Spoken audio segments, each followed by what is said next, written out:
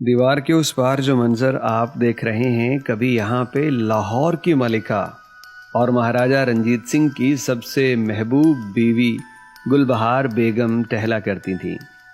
رنجیت سنگھ نے یوں تو 46 شادیاں کی، لیکن جو سب سے زیادہ مشہور ہوئی وہ یہی تھی جو گل بہار بیگم سے ہوئی۔ اور اس کی وجہ شاید یہ ہے کہ ایک تو ان دونوں میں محبت بہت زیادہ تھی، اور دوسرا یہ کہ گل بہار مسلمان اور رنجیت سنگھ سکھ تھا۔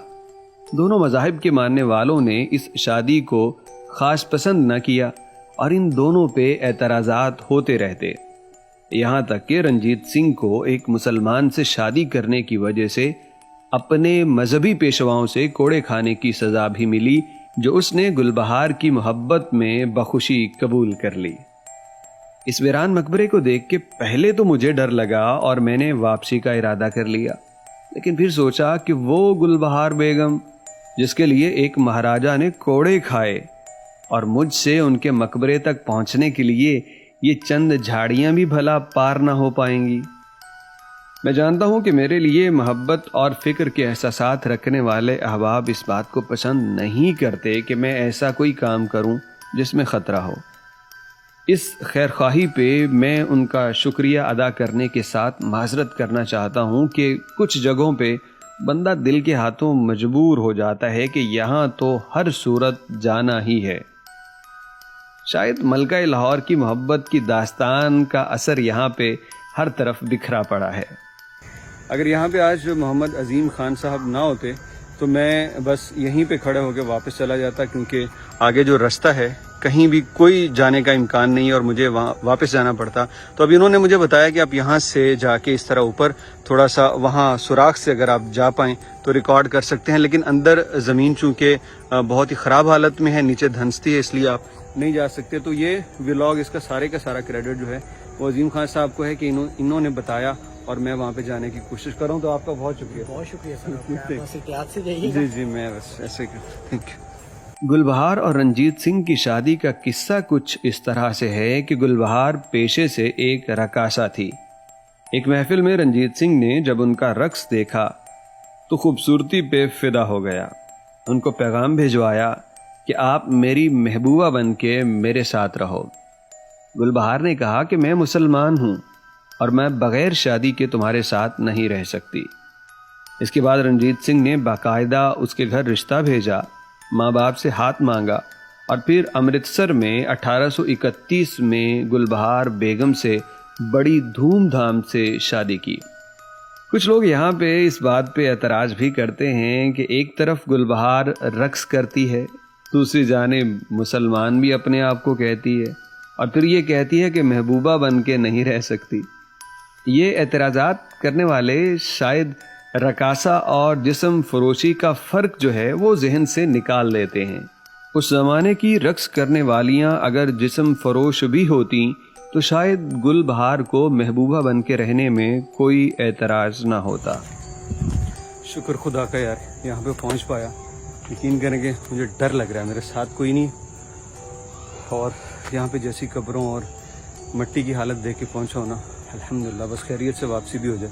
ابھی دیکھتے ہیں جی بیگم کا مقبرہ، اگر کچھ نظر آ پائے تو۔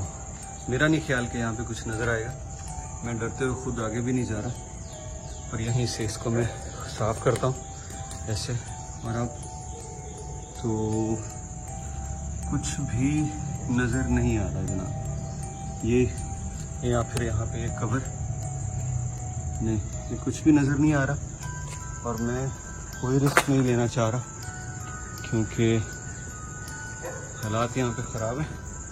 یہ ٹرائی کر لیتا ہوں یہاں پہ اگر کچھ ہے، نہیں یہاں پہ کچھ نہیں ملا، لیکن یہ آپ کو دکھا سکتا ہوں، یہاں تک پہنچا ہوں تو ایٹ لیسٹ۔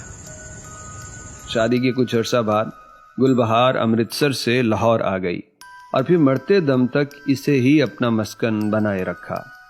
گل بہار سے شادی کے وقت رنجیت سنگھ کی عمر 50 سال اور ان کی 18 سال تھی۔ رنجیت سنگھ حکمرانی میں گل بہار بیگم کے مشورے کو بڑی اہمیت دیا کرتا، اور اکثر اوقات تو لوگوں کی سزائیں گل بہار کے کہنے کی وجہ سے معاف ہو جایا کرتی۔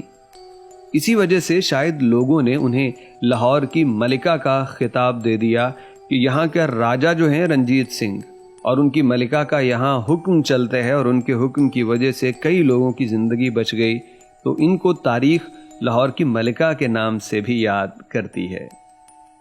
رنجیت سنگھ اور گل بہار بیگم کی شادی کوئی 8 سال چلی اور اس کے بعد رنجیت کا انتقال ہو گیا۔